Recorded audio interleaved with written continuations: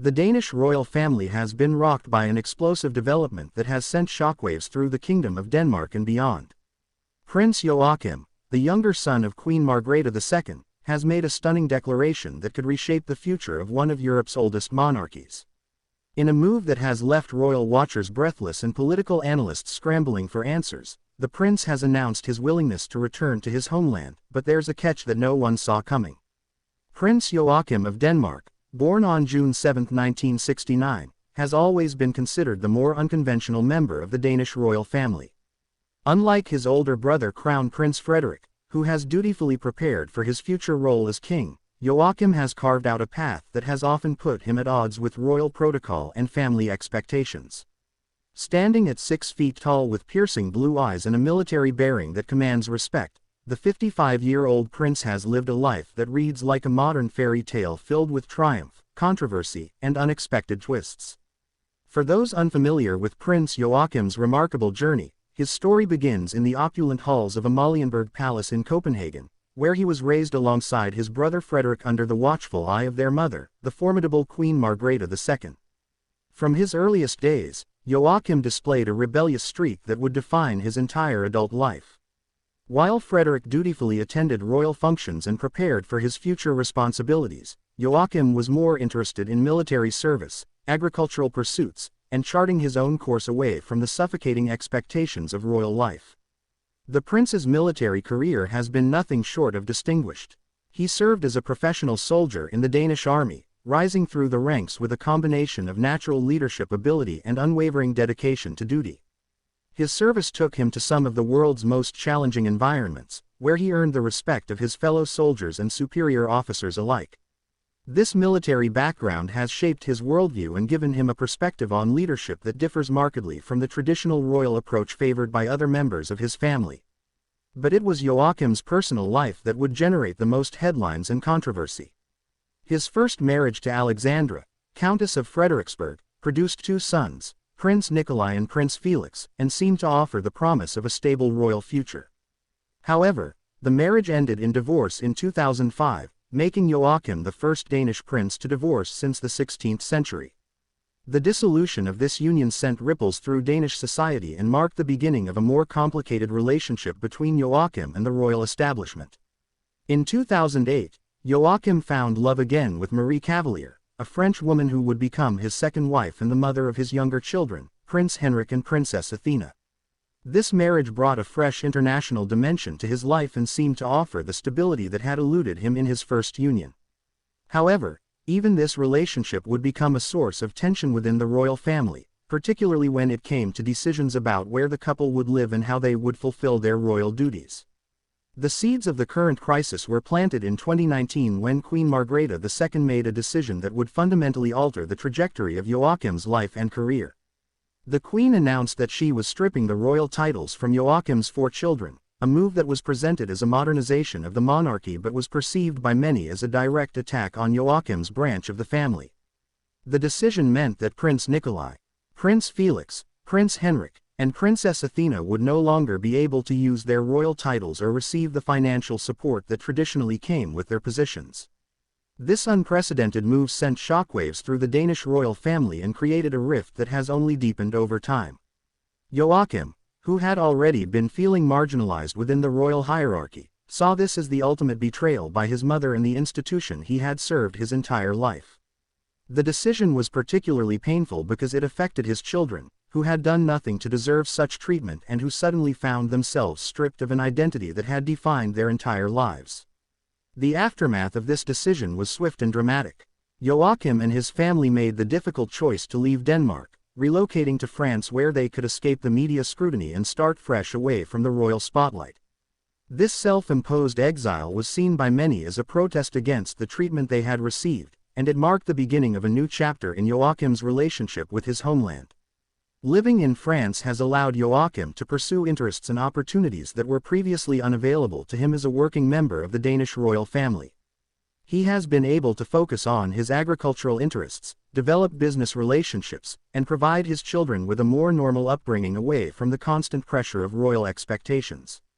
However, this freedom has come at a significant personal cost, as it has meant separation from his homeland, his extended family, and the culture that shaped his early years. The prince's time in France has not been without its challenges. Adapting to a new country, learning to navigate different cultural expectations, and building a new life from scratch has required tremendous resilience and determination. However, those close to Joachim report that he has thrived in this new environment, finding a sense of purpose and fulfillment that had been missing during his later years as a working royal in Denmark. Meanwhile, back in Denmark, the absence of Prince Joachim has been keenly felt. Despite the tensions that led to his departure, many Danes have grown to miss his presence and the unique perspective he brought to royal duties. His military background, his agricultural expertise, and his ability to connect with ordinary people made him a valuable asset to the monarchy, and his absence has left a void that has been difficult to fill.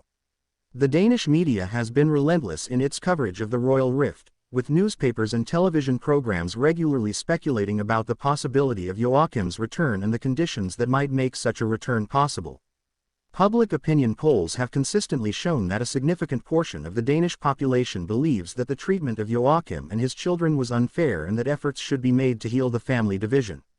It is against this backdrop that Prince Joachim's recent declaration has taken on such monumental significance. Sources close to the prince have revealed that he is indeed willing to consider returning to Denmark and resuming some form of royal duties, but only under very specific conditions that address the fundamental issues that led to his departure in the first place.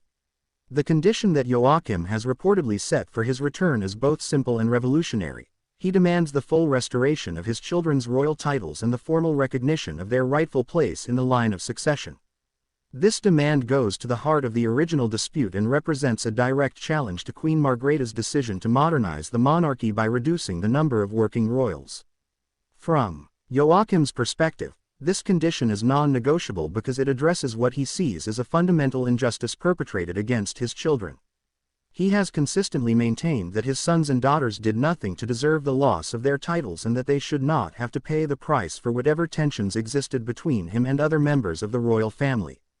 By making their restoration a condition of his return, he is essentially forcing the royal establishment to acknowledge that the original decision was wrong.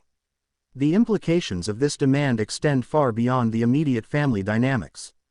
If Queen Margrethe were to agree to restore the titles, it would represent a significant reversal of her modernization efforts and could be seen as an admission that her original decision was misguided. Such a reversal would have profound implications for the future direction of the Danish monarchy and could impact similar decisions being considered by other European royal families. Royal experts have been quick to analyze the strategic brilliance of Joachim's position.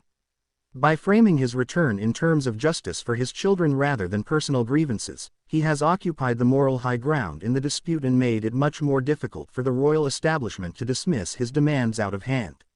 The image of innocent children being punished for their father's perceived transgressions is a powerful one that resonates with public opinion and puts pressure on the Queen to find a solution. The timing of this declaration is also significant, coming at a moment when the Danish royal family is facing increased scrutiny about its relevance and role in modern Danish society. Like many European monarchies, the Danish royal house is grappling with questions about how to remain relevant in an increasingly democratic and egalitarian society while maintaining the traditions and ceremonies that define royal identity. Crown Prince Frederik, who is expected to inherit the throne in the coming years, finds himself in a particularly delicate position. As the heir apparent, he must balance his loyalty to his mother's decisions with his desire to heal family rifts and ensure the long-term stability of the monarchy. Sources suggest that Frederik has been working behind the scenes to find a compromise that would allow his brother to return without completely undermining their mother's authority. The international royal community has been watching these developments with great interest, as they could set important precedents for how other monarchies handle similar modernization efforts.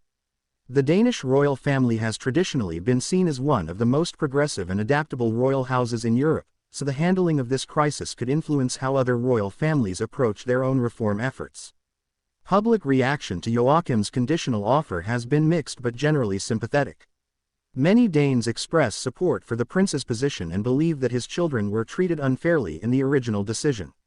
Social media campaigns calling for the restoration of the titles have gained significant traction, and public appearances by Joachim's children during visits to Denmark have been met with warm receptions that suggest continuing public affection.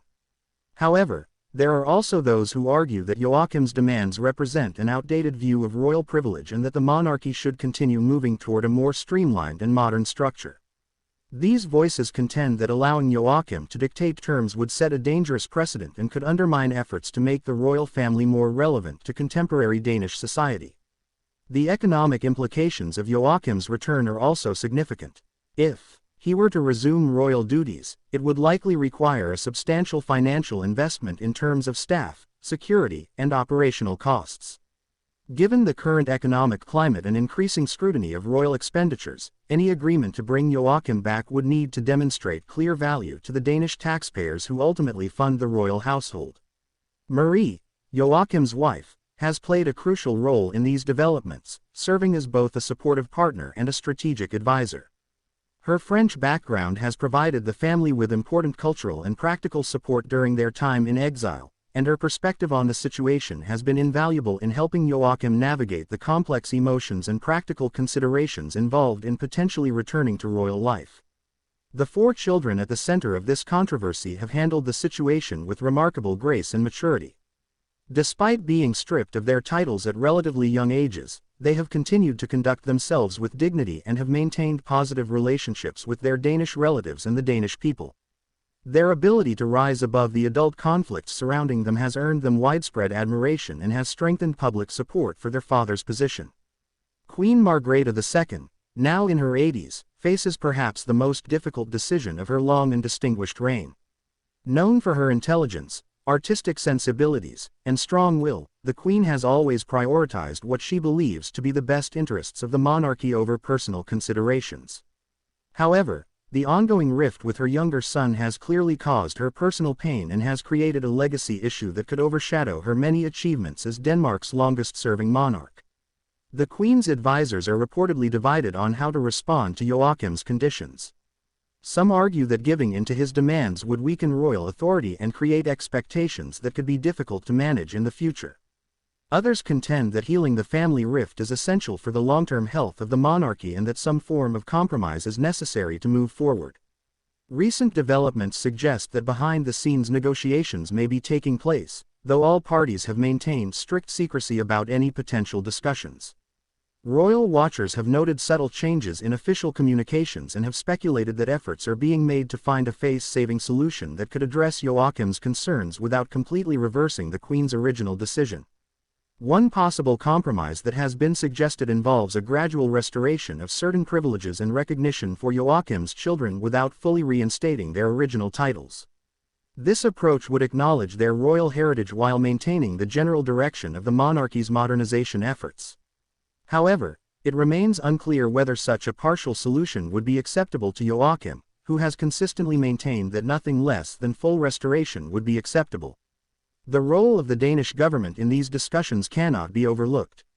While the monarchy enjoys considerable independence in managing its internal affairs, major decisions about royal titles and succession ultimately require government approval and must be consistent with Danish constitutional law.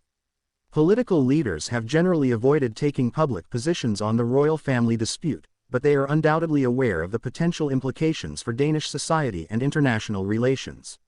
European royal families have been watching these developments with particular interest, as they face similar pressures to modernize while maintaining their historical identities. The outcome of the Danish situation could influence how other monarchies approach their own reform efforts and could either encourage or discourage similar modernization initiatives. The media coverage of this story has evolved significantly over time, moving from initial skepticism about Joachim's complaints to more nuanced analysis of the complex family and institutional dynamics at play. International media outlets have picked up the story as an example of the challenges facing modern monarchies, and the coverage has generally been sympathetic to Joachim's position. As this remarkable royal drama continues to unfold, the stakes continue to rise for all parties involved. For Prince Joachim, this represents perhaps his final opportunity to secure what he sees as justice for his children and to reclaim his rightful place in Danish society. For Queen Margrethe and Crown Prince Frederik, it represents a test of their ability to balance tradition with progress and to heal wounds that threaten to damage the monarchy's long-term prospects. The international implications of this dispute extend beyond the borders of Denmark. As one of the world's oldest continuous monarchies, the Danish royal family serves as a model for other royal houses facing similar modernization pressures. The resolution of this crisis could either demonstrate the monarchy's ability to adapt and heal, or could expose fundamental weaknesses that might encourage republican sentiment in Denmark and other monarchical countries. For the Danish people, this situation represents a fascinating window into the private dynamics of their royal family and raises important questions about the role of monarchy in contemporary society. The widespread public interest in this story suggests that Danes remain emotionally invested in their royal family despite the country's strong democratic traditions and egalitarian values. The children at the center of this controversy continue to mature and develop their own perspectives on their unique situation. As they approach adulthood, their voices and choices will become increasingly important factors in any resolution of the dispute. Their ability to bridge the gap between their father's position and the broader royal family's interests could prove crucial in finding a lasting solution. Looking toward the future, several scenarios remain possible. The most optimistic would see a negotiated settlement that addresses Joachim's core concerns while allowing the royal family to move forward united. A more pessimistic outcome might see the rift become permanent, with Joachim and his children permanently estranged from the Danish royal family. Between these extremes lie various compromise solutions that might partially address the issues while leaving some tensions unresolved. The resolution of this crisis will ultimately depend on the willingness of all parties to prioritize the long-term interests of the monarchy and the Danish people over their personal grievances and pride. It will require difficult conversations, painful compromises, and perhaps most importantly, a shared commitment to healing the wounds that have divided this royal family. As we continue to follow this extraordinary story, one thing remains certain: the outcome will have profound implications not just for Prince Joachim and his family, but for the future of the Danish monarchy and the broader institution of constitutional monarchy in the modern world. The decisions made in the coming months will echo through Danish history and will be studied by future generations as a defining moment in the evolution of one of Europe's most enduring royal houses. What do you think Queen Margrethe II should do? Should she restore her grandchildren's royal titles to bring Prince Joachim home, or maintain her modernization efforts even if it means keeping the royal family divided?